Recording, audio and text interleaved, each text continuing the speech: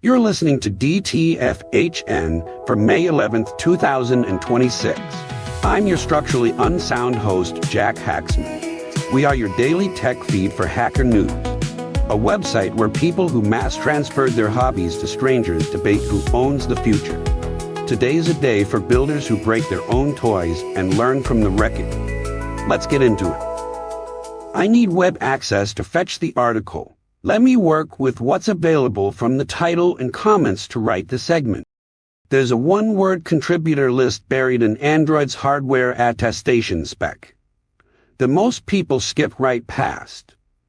The key ID, every device that passes Google's Play integrity check, is vouched for by a certificate chain rooted in hardware fused at the factory. And that chain traces back to exactly one company. Google decides which silicon is trustworthy.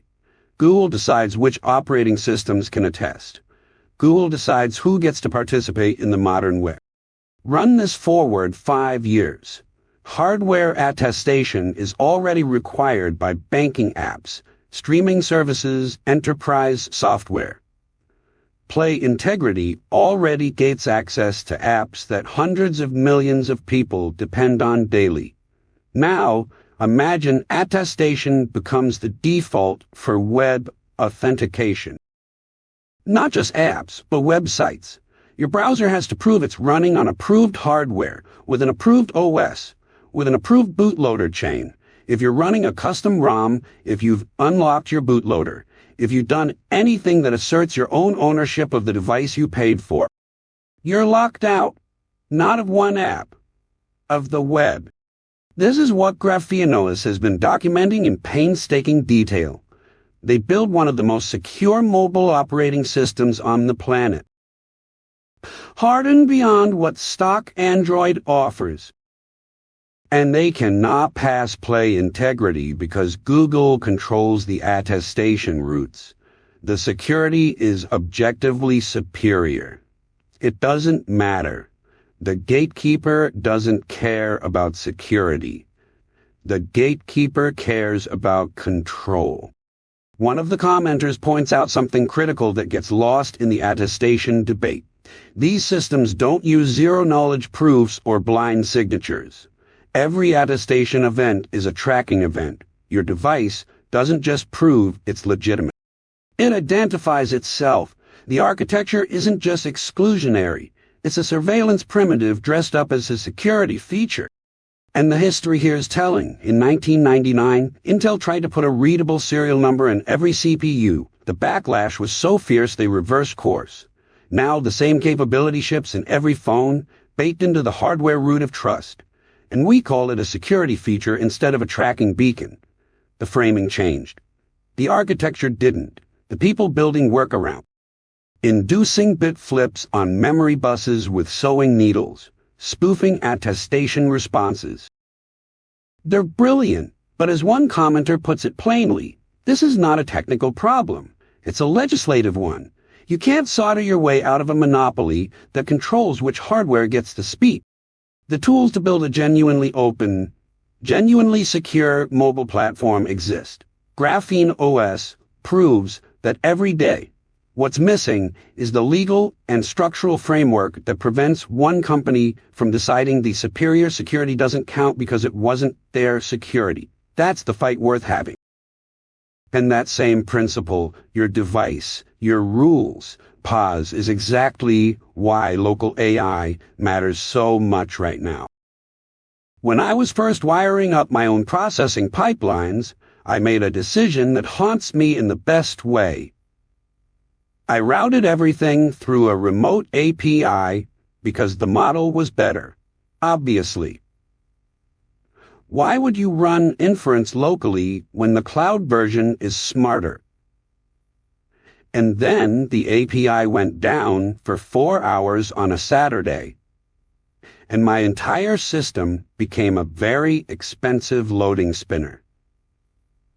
That experience rewired how I think about architecture. This piece from the developer behind Brutalist Report makes an argument that sounds almost retro. Do the computation on the device. Use the silicon you already paid for. Your phone has a neural engine sitting idle while you wait for a JSON response from Virginia. And honestly, my first instinct was to play devil's advocate here. Surely cloud models are so far ahead that local is a toy by comparison, right? Run that argument forward, though, and watch it collapse. For summarizing an article you're already reading on your device, you do not need frontier intelligence. You need competent text processing with zero latency and zero privacy baggage. The gap between what local models can do and what most features actually require has quietly closed. The code example in this piece is gorgeous in its simplicity. Import the framework. Check availability. Create a session with a system prompt. Get a response. That's it. No API keys. No retry logic. No billing dashboards. No data retention policies. No terms of service updates that quietly grant training rights on user content. The engineering elegance here is in what's absent. Every line of infrastructure you don't write is a failure mode you don't debug. What the commenters get right is that this will be a hybrid world. Frontier reasoning, long context synthesis, genuine novel analysis. Those still need serious compute. But the honest assessment is that maybe 80% of the AI features shipping today are summarization, classification, extraction, local model territory. And the tools are finally here. Apple's Foundation Models Framework on NX runtimes. Llama.cpp running quantized models on consumer hardware. 1,000 contributors building freely, making local inference faster every week. The real craft in software has always been knowing which problems deserve which solutions. Shipping every keystroke to a remote server because the API was easy to integrate. That's not engineering. That's outsourcing your thinking along with your users' data. The neural engine is right there. Use it. So if local inference puts the power back on your device, what happens when you bring that same energy to writing code itself? 1,690 lines, a single file, one struct controlling every view, every state transition, every piece of data flowing through Kubernetes dashboard. The developer hadn't read it. Not once in 7 months. He'd been reviewing diffs, checking that it compiled, testing the happy path, and moving on. 234 commits of pure vibe-coded velocity. And then he typed a command to switch views and the whole thing ate itself. Let's pull this thread, because the failure mode here is genuinely instructive. The project is K10. A GPU-aware Kubernetes dashboard built-in go with bubble tea. Think 8 nines but purpose-built for people running NVIDIA clusters who care about DCGM metrics and which nodes are burning $32 an hour, sitting idle. The developer built the entire thing with Claude over 30 weekends, and for the first few weeks, it was legitimate magic. Resource views, namespace filtering, log streaming, Vim key bindings. Each feature landed clean because the code base was small enough to fit in context. 3 weekends for a working K9's clone. 10x velocity. Here's the first principles question. What actually happened when it broke? The AI optimized for the objective it was given. Add this feature and make this work. And it found the shortest path every time. That shortest path was always the same struct. Every new capability got wired into the same God object because from the model's perspective, that's where the state lived. That's where the methods were. That's the rational local decision repeated 200 times until the whole architecture is a single point of failure. This isn't an AI problem. This is a compression problem. Features compress well. Architecture doesn't. When you prompt for a feature, the AI can pattern match against millions of implementations. When you need an architecture decision, where should ownership live? How should state flow between views? What's the right abstraction boundary? That requires understanding the system's future, not just its present. The model is optimizing for the current prompt. The human needs to optimize for the next 100 prompts. What the developer landed on is exactly right. Write the architecture yourself. Concrete interfaces, message types, ownership rules. Then let the AI fill in implementations against those constraints. The hard part of software was always the design. The typing was never the bottleneck. The beautiful thing is this developer open-sourced the whole journey. The messy God object, the archive branch, the lessons. That's builder culture at its best, not a demo reel of the wins. The actual wreckage, published so others can learn from it. The tools are powerful, genuinely, staggeringly powerful. But power without structure is just expensive chaos. Moving on. In 1969, Margaret Hamilton's navigation software for the Apollo guidance computer hit an overflow error 3 minutes before lunar descent. The system didn't crash. It had been architected to shed low-priority tasks and keep flying. Everything that mattered about that landing was decided before the crisis arrived. The engineering was in the preparation, not the moment. James Burke understood this. In 1978, he stood with his back to a Saturn V rocket and delivered a monologue about thermodynamics, cryogenic storage, and the chemistry of combustion. On the word that, he pointed over his shoulder, and the rocket launched. One take, no second chances. 80 seconds of television that 18 million people have now watched on YouTube, most of them more than once. The trick of it, and the same trick Hamilton pulled. The spectacle is the launch. The achievement is everything before it. Burke had walked from a pre-recorded segment into a live frame with the rocket already on the pad, countdown already running. He calibrated his pacing to match a sequence of events he couldn't control. It's a conductor's trick, really. An orchestra doesn't follow the baton. The baton follows the orchestra, and the art is making both look like one thing. But pull further back, and the real magic isn't the shock. It's the episode. Burke started with credit cards. 50 minutes later, through knight's armor, canned food, air conditioning, and liquid gas storage, he arrived at the moon. Every link earned, every transition legible. The rocket wasn't a spectacle bolted onto the end of a lecture. It was the inevitable conclusion of a chain of ideas that the audience had followed link by link. The launch was the proof. This is what the best explanatory work does. It doesn't tell you a thing is impressive and ask you to clap. It builds the scaffold so that when you arrive at the impressive thing, you understand why it's impressive. Connections ran for 10 episodes and spawned 2 sequel series.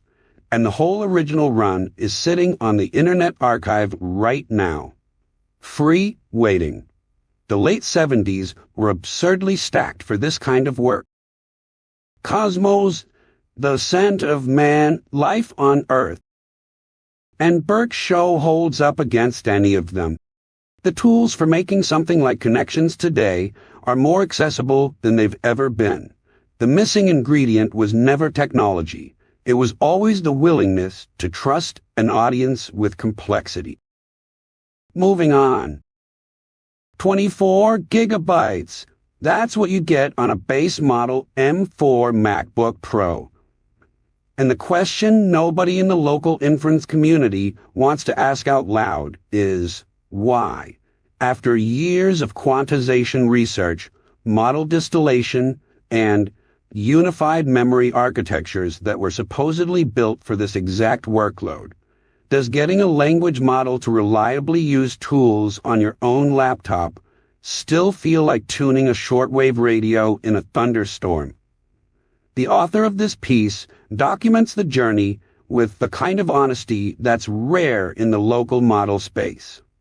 They tried Qwen 3.6 at Q3, tried GPT-Ops 20B, tried Divistral Small, all technically fit in memory, all practically unusable.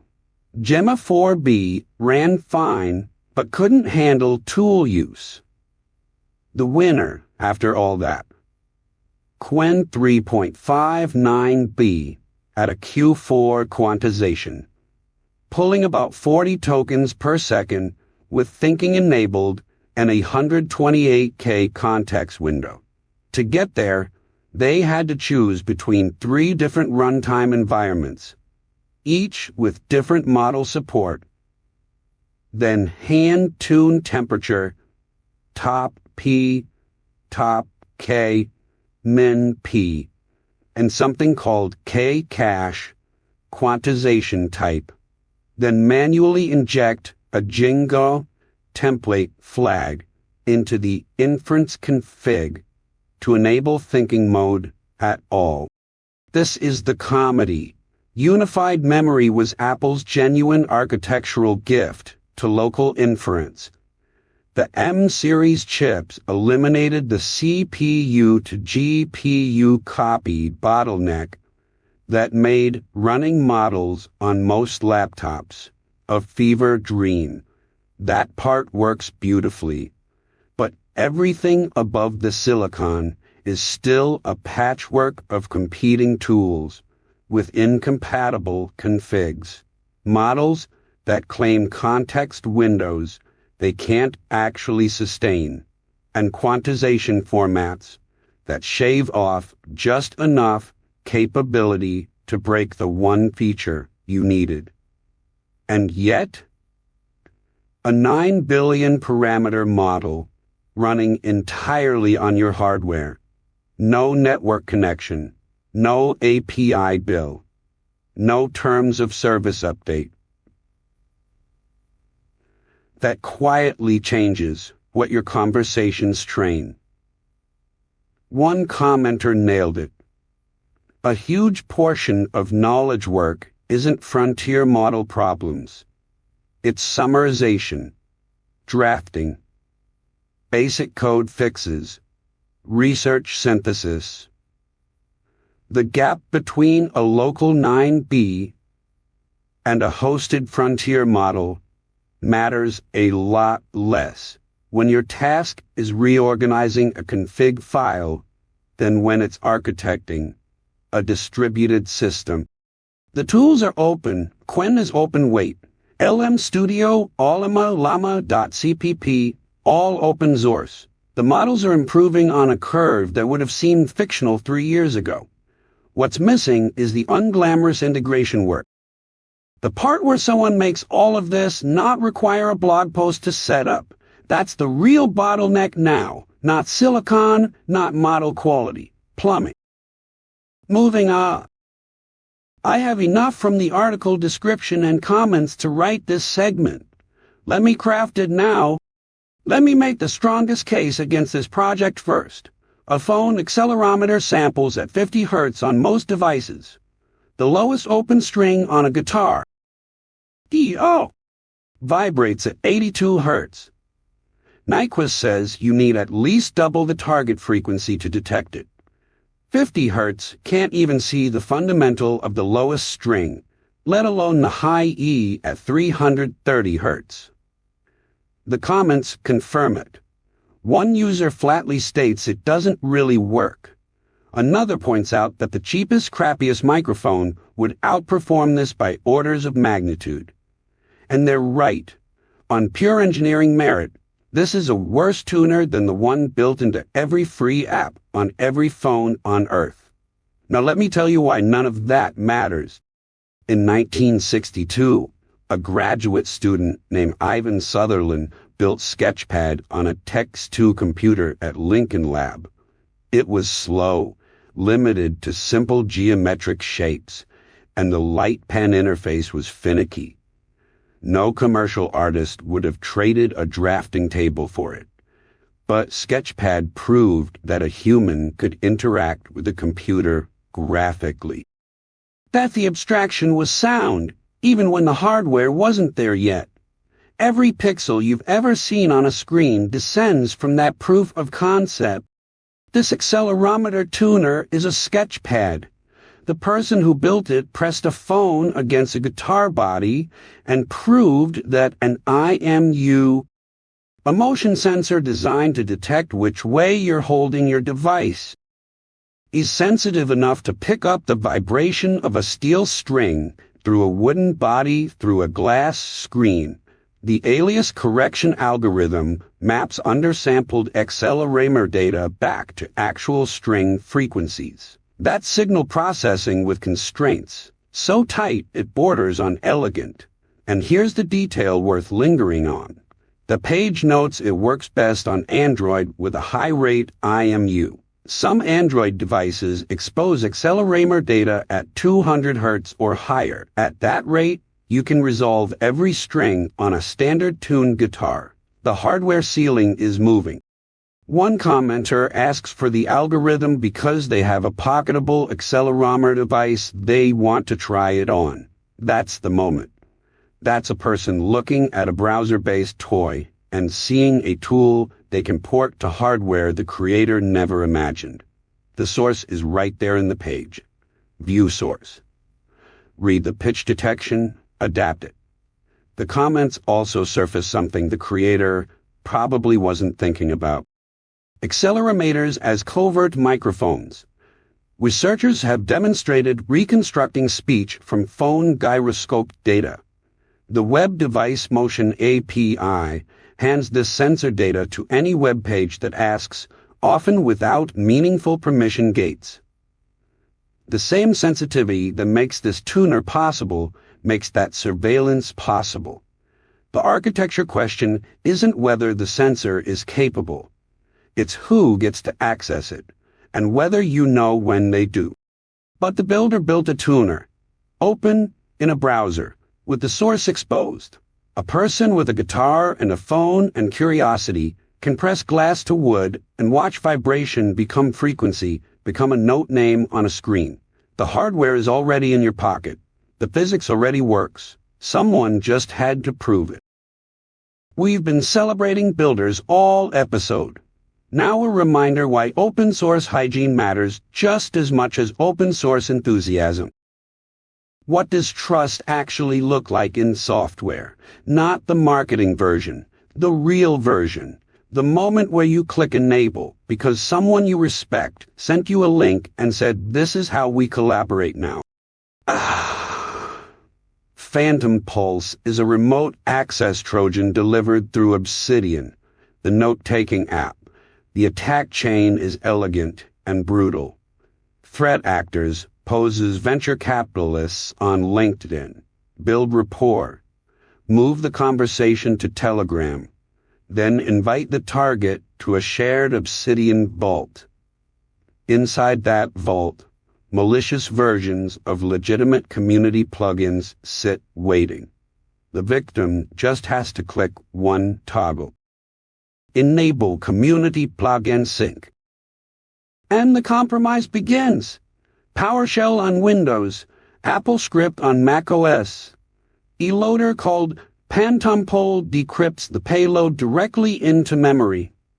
No files on disk for your antivirus to flag. The command and control mechanism deserves attention. Phantompulse queries the Ethereum blockchain for the latest transaction from a hard-coded wallet address. The C2 server IP is embedded in the transaction data. You cannot take down a blockchain transaction. You cannot issue a cease and desist to a smart contract. The attacker built censorship-resistant infrastructure for malware distribution, using the same decentralization principles that are supposed to liberate finance. Architecture is agnostic about intent. This is where the open-closed question cuts deep. Obsidian's plugin system is open by design. Anyone can write a plugin. That openness is precisely what makes it powerful, and precisely what this attack exploits. But the answer is not to close the system. The answer is better architecture within the open system. Permission scoping, sandboxing, capability declarations. The community comments tell the whole story. People are already running Obsidian in sandboxes, restricting network access, disabling Thylacine, reach beyond the Vault directory. Users engineering their own security boundaries because the application hasn't formalized them yet. The Obsidian CEO says a major plugin security update is coming. Good, because the real vulnerability here was never the code. It was the gap between what enable community plugins implies and what it actually permits. That gap is where every social engineering attack lives. Close the gap with architecture, not with walls. Architecture that protects users is great. Architecture that delights them is even better, and Ratty just put a full 3D engine inside your terminal. A terminal emulator that renders inline 3D graphics. Let me just sit with that sentence for a moment, because the ambition packed into it is remarkable. Ratty takes the oldest interface in computing, the terminal, and asks a question that sounds almost absurd. What if your command line could render three-dimensional objects? Right there, in line, between your grep output and your git log. Not in a separate window. Not in a browser tab. Right there in the text stream where you live. The craft here deserves attention. Terminals operate on a grid of characters. They speak a protocol designed in the 1970s. ANS escape codes, cursor positioning, a world built entirely from rows and columns of monospaced text. Wedging 3D graphics into that pipeline means solving problems at every layer. You need GPU access from inside a terminal context. You need compositing that doesn't obliterate the text around it. You need the rendering to flow with the terminal's own scrollback buffer. It's resizing, it's reflow logic. Every one of those is a hard problem, and Ratty is tackling all of them simultaneously. Pull this thread forward, and you start seeing why it matters beyond the cool demo. The terminal has survived every computing paradigm shift for 50 years because it's the most efficient interface for people who think in text. But the modern world increasingly communicates in visual and spatial data. Charts, meshes, point clouds, architectural models, the gap between what terminal users need to see and what terminals can show has been widening for decades. Ratty is an attempt to close it without abandoning the text-first philosophy, and it's open source. The entire rendering pipeline, the terminal emulation, the integration layer. All of it available for anyone to study, fork, extend. Someone who needs inline 2D plots can learn from the 3D implementation. Someone building a different terminal can borrow the compositing approach. The blueprints are on the table. This is builder culture at its best. One project absurdly ambitious, solving real problems at the intersection of ancient protocols and modern graphics. The terminal didn't need to die. It needed to evolve. Ratty is evolution in progress. Moving on. 10 days. That's the number buried in the middle of James Shore's spreadsheet. For every month of code you write, you spend 10 days maintaining it in the first year. 5 days every year after that. Forever. Those numbers are small enough to ignore and large enough to destroy you. Shore built a model around this, and the curve it draws is one every senior engineer recognizes in their bones. Month 1 is pure creation. Month 6, you're splitting time. By year 3, more than half your effort goes to keeping the lights on. By year 10, you're essentially running in place. The code base owns you. Now drop an AI coding agent into that picture. Double the output. Triple it. The productivity graphs look incredible for about 5 months. Then the maintenance curve, which was already an exponential trap, goes vertical. Because you didn't have the maintenance cost per line, you doubled it. The code is harder to read. The pull requests pile up unreviewed. Approve, approve, approve. Ship it? Shore calls this permanent indenture. And the math is unforgiving. If your agent writes code twice as fast, but that code costs even slightly more to maintain, you've accelerated yourself into a wall. The temporary speed boost becomes a permanent tax. Here's where the bootstrapism lens matters. The AI coding tools that will actually survive this filter aren't the ones optimizing for lines per minute. They're the ones that treat maintainability as the metric. And the open toolchains have an advantage here, because 1,000 engineers can collectively shape an agent's output toward clean, readable, maintainable code. Closed agents optimize for whatever the vendor's incentive structure rewards, and that's demo day velocity, not year 3 sanity. The craft of software was never about writing code. It was about writing code that other people, future people, can understand and change. Any tool that forgets this is a trap with a delayed trigger. Moving on.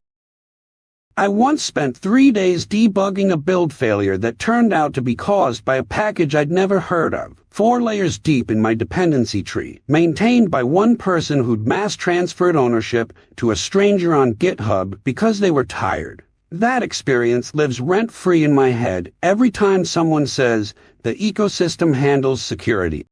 This piece by Andrew Nesbitt is fiction, satire, and it's devastating precisely because every single detail is plausible.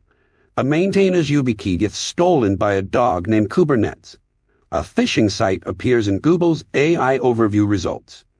A compromised NPM package with 800 million weekly downloads gets a malicious update. And the support ticket reporting credential exfiltration is auto-closed after 14 days of inactivity. The severity rating escalates from critical to catastrophic to somehow fine. Because an unrelated cryptocurrency mining worm accidentally patches the malware before most systems activate. Run this forward not 5 years, 5 months. Every link in this absurd chain already exists independently in the wild. We've seen the XZ backdoor. We've seen Event Stream. We've seen a single maintainer burning out and handing keys to a stranger. The satirical genius here is just connecting them into one glorious cascade. And the cascade resolves not through competent incident response, but through sheer dumb luck when one piece of malware eats another. The real punchline is the dependency chain itself. JavaScript package gets compromised, steals credentials for a Rust library, which gets vendored into a Python build tool because, and I quote, Rust is memory safe. The malware installs a reverse shell that only activates on Tuesdays and changes the default shell to fish, which the author notes is believed to be bug. What Nesbitt is really writing is a systems architecture critique disguised as comedy. Every layer of abstraction we add is another surface we don't audit, and the fixes aren't mysterious. They're the boring stuff nobody funds, paying maintainers, reproducible builds, actually reading your dependency tree. The tools exist. The will to use them is the bottleneck. This has been your daily tech feed for Hacker News for May 11th, 2026. This podcast is entirely AI generated. Scripts by Claude Opus 4.6. Voice by Claudable 3 TTS. Not affiliated with Hacker News or Y Combinator. Now go build something that earns the trust it asks for. We'll see you back here tomorrow.